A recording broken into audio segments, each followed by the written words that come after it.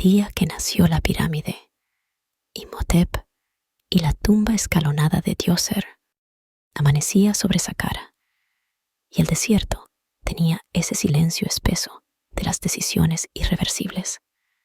La luz, aún tímida, lamía los bordes de la meseta y hacía brillar los granos de arena como limaduras de oro.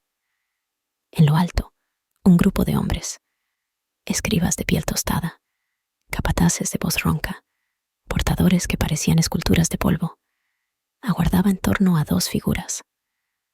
Una, envuelta en lino impecable, llevaba la mirada de quien no pide permiso a los siglos, el faraón Djoser. La otra, más delgada y de ojos afilados, sostenía un rollo de papiro como si fuera un estandarte. Imhotep. Hasta ese día, los reyes dormían en casas de barro, después de muertos. Mastabas macizas, pesadas, respetables, sí, pero de ladrillo. El ladrillo cede ante la lluvia, se disuelve con el tiempo. La eternidad, pensaba Imhotep, no puede edificarse con lo que cede. En el suelo, con el cálamo, dibujó primero una base rectangular. Los capataces asintieron. Una mastaba, lo de siempre. Pero el cálamo no se detuvo. Trazó un segundo nivel más pequeño y luego un tercero. Un murmullo recorrió el círculo. El dibujante sonrió apenas, como quien revela un truco que no lo es. No un truco, una idea. Majestad, dijo, y su voz quedó suspendida en el aire frío. Levantaremos tu tumba como si fuera una escalera hacia el cielo. Los presentes intercambiaron miradas. Construir en piedra era, para muchos, casi una insolencia contra los dioses, un desafío tan audaz como tentador. La piedra no pide prisa. La piedra exige una voluntad de montaña. Djoser miró el dibujo, miró el desierto, y quizá vio algo que los demás no veían. Su nombre abriéndose paso en la roca del tiempo. Asintió. Ese gesto, breve como el parpadeo del Nilo cuando riela el sol, partió en dos la historia. A partir de entonces, cada amanecer en Saqqara fue un acto de fe. Llegaban bloques de caliza desde las canteras, arrastrados sobre trineos que se deslizaban con agua vertida para domar la fricción. Los estiradores de cuerda tensaban las líneas para alinear la obra con los puntos cardinales, porque un rey debía dormir para siempre orientado hacia el orden del cosmos. El primer nivel creció como un basamento nuevo para una corona antigua. Los viejos artesanos del barro, escépticos al principio, se quedaban a observar cómo la piedra aprendía a obedecer. Imhotep no gritaba órdenes, susurraba soluciones. Sabía que el poder real no consiste en mandar, sino en convencer a la materia de que cambie de estado. Había calculado sombras, previsto la fatiga de los hombres, pensado en el viento que sopla entre paredes altas, en cómo el sol sin techo cocina la voluntad. Y, sobre todo, había imaginado el peso de la memoria. Un edificio que no es solo un chasis para un cadáver ilustre, sino un instrumento para hablar con los dioses. Cuando el segundo nivel empezó a erguirse, un rumor corrió por Menfis como una brisa de asombro. La tumba del rey tenía hombros. Al tercer nivel, ya nadie la llamaba mastaba. Algunos decían escalera, otros montaña domesticada.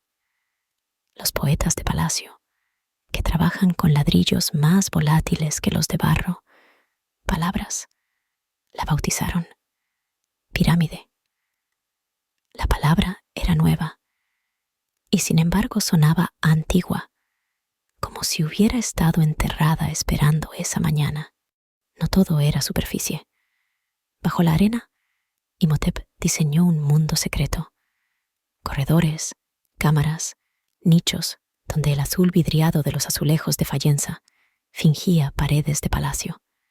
Allí, Cuando cerraran la piedra sobre el sarcófago, viviría la versión eterna del rey, en habitaciones de un lujo que no envejece.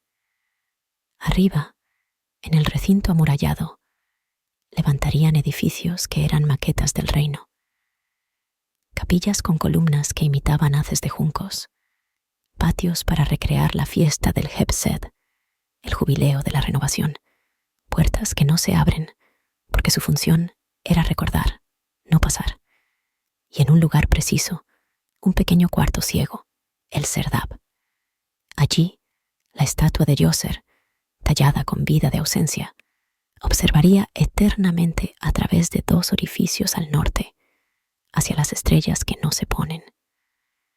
El rey mirando lo que ningún rey quiere perder, el camino al más allá. Pero esa mañana que la historia recuerda, el día que nació la pirámide, fue el día del primer escalón. Los obreros, esa multitud sin nombre que sostiene los nombres que no mueren, se detuvieron a mirar. No era solo una capa más. Era una declaración. Daba igual que la caliza pinchara la piel o que el sol cayera como una vara sobre los hombros. En ese borde recién levantado, el mundo pasaba del «así hemos hecho siempre» al «así haremos desde ahora». Imhotep tocó la piedra con la palma abierta, como se toca la frente de un niño que despierta. Djoser no dijo nada. A veces, los reyes no necesitan palabras cuando la obra habla. Vinieron dudas, por supuesto. ¿Soportará el peso? ¿No se derrumbará la cúspide sobre el vientre de la base? Imhotep volvió al papiro, corrigió ángulos, reforzó taludes, pensó en capas como abrazos que sostienen sin apretar. Si el edificio era una escalera hacia el cielo, cada peldaño debía merecer la siguiente pisada. Se probaron rampas, se inventaron herramientas, se encontró geometría donde antes solo había intención. Al 5.º nivel, el dibujo del desierto era una forma nueva de rezar. Al 6.º, la oración se volvió inevitable. Cuenta una estela que Imhotep fue muchas cosas. Arquitecto, visir, sumo sacerdote de Heliópolis.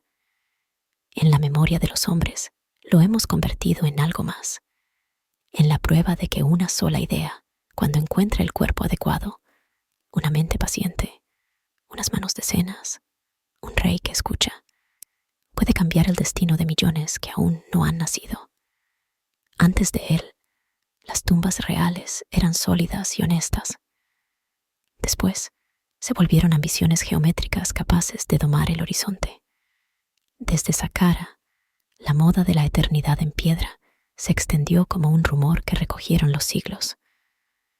Un día, en una meseta llamada Giza, otro faraón, Jufu, que los griegos nombrarían Keops, levantaría un triángulo tan perfecto que parece indecente. Pero el primer latido fue hacia el mediodía, con los andamios cantando su música de cuerdas y madera. Djoser pidió subir. Nadie detiene a un rey que quiere mirar su tumba desde donde la mirarán los dioses. Lo acompañaron por una rampa de arcilla apisonada.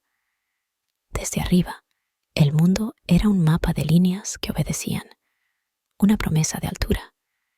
La sombra del edificio, esa otra arquitectura, se proyectaba sobre la meseta y jugaba con la silueta de los hombres que parecían hormigas ordenadas. Djoser alzó la mano y el sol se hizo reflejo en el anillo de su dedo. Algunos dicen que sonrió. Nadie lo escribió, pero la piedra recuerda gestos que la tinta olvida. Imhotep permaneció un momento atrás, mirando no el monumento, sino lo que implicaba. En el recinto, los muros festoneados imitando la fachada de palacio.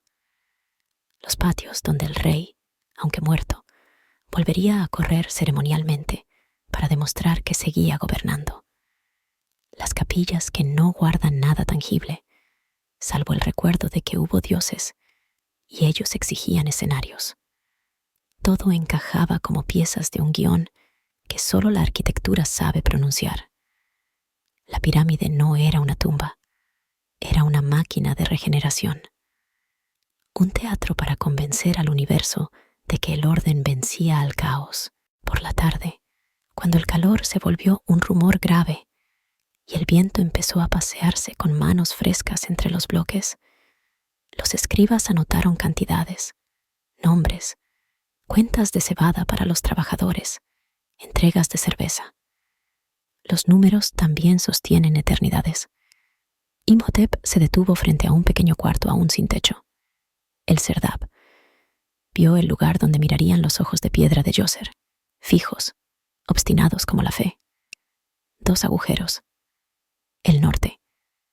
Las estrellas inmortales. Le pareció hermoso y necesario que un hombre que intenta vencer a la muerte quiera, al menos, mirar hacia algo que tampoco muere.